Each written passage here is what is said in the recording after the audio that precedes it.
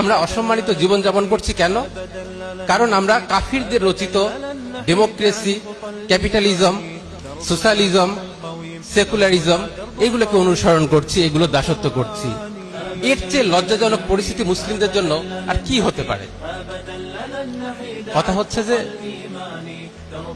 এই তাগুদের দাসত্ব, গণতন্ত্র মানে তাগুদের দাসত্ব, সেকুলারিজম মানে তাগুদের দাসত্ব। যার ভেতরে তাগুদের দাসত্ব আছে সে কেমন?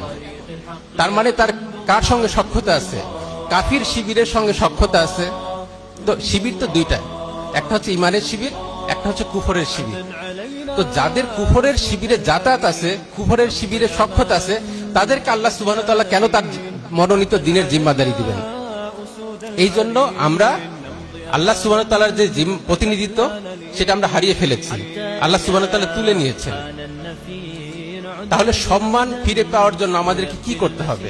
ওই বিষয় দুইটা, একটা হচ্ছে তাওহীদ আর একটা হচ্ছে তাওহীদের সম্পর্ক। তাওহীদ কিভাবে? আমরা কথা বলি তাওহীদের, কিন্তু কথা হচ্ছে অস্পষ্ট ভাবে কথা বলি। আল্লাহ সুবহানাহু ওয়া তাআলা তাদেরকেই শুধুমাত্র প্রতিনিধি দিবেন যারা স্পষ্ট ভাবে তাগুতকে অস্বীকার করতে পারে এবং আল্লাহর দাসত্ব করতে পারে, অন্যথায় দিবেন না। অস্পষ্ট কথা বলে মনের ভেতরে আমি অস্পষ্ট কথা বলবো যে না আমি গণতন্ত্র এই সেই হেন তেন, এইভাবে কথা বলে হবে না।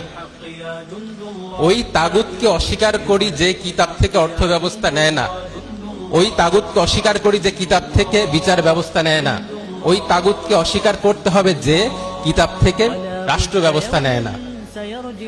যদি গণতন্ত্রকে, সমাজতন্ত্রকে, সেকুলারিজমকে, নারীবাদকে স্পষ্টভাবে যদি অস্বীকার করতে না পারি, আল্লাহ সুবহানাহু ওয়া তাআলা আমাদেরকে আবার সেই সম্মান ফিরিয়ে দিবেন না। এটা স্পষ্ট কথা। কথা হচ্ছে আমরা ইনিয়ে বিনিয়ে কথা বলি, ইনিয়ে বিনিয়ে কথা বলে লাভ হবে না। তাদেরকেই আল্লাহ সুবহানাহু ওয়া তাআলা জিম্মাদারি দিবেন যারা আল্লাহ এবং তার রাসূল সাল্লাল্লাহু আলাইহি সাল্লাম ব্যতীত অন্য কারো আদেশ মানে না। আমরা সেই জাতি যারা শুধুমাত্র আল্লাহ ও তার রাসূলের আদেশ মানি। আমরা কাফিরদের দাসত্ব করি না, আমরা আমেরিকার দাসত্ব করি না, ভারতের দাসত্ব করি না। এই স্পষ্টতা আমাদের মধ্যে থাকতে হবে। যদি এই স্পষ্টতা আমাদের মধ্যে না থাকে তাহলে হবে না। ইসলামকে পরিপূর্ণ রূপে নিয়ে উঠতে হবে। ইসলাম মানে শুধু আকীদা না, ইসলাম মানে শুধু রাজনীতি না, ইসলাম মানে শুধু সুদ না, ইসলাম মানে শুধু নৈতিকতা না, ইসলাম মানে পুরোটা। আমাকে ইসলামের আকীদা নিয়ে উঠতে হবে, ইসলামের রাজনীতি নিয়ে উঠতে হবে, ইসলামের বিচার ব্যবস্থা নিয়ে উঠতে হবে, ইসলামের নৈতিকতা নিয়ে উঠতে হবে, ইসলামের ইবাদত নিয়ে উঠতে হবে।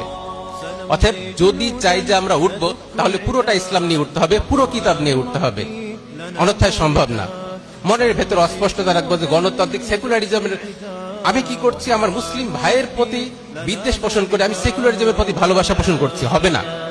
তাওহীদের যে সম্পর্কগুলো আছে সেইগুলোকে ভালোবাসতে হবে।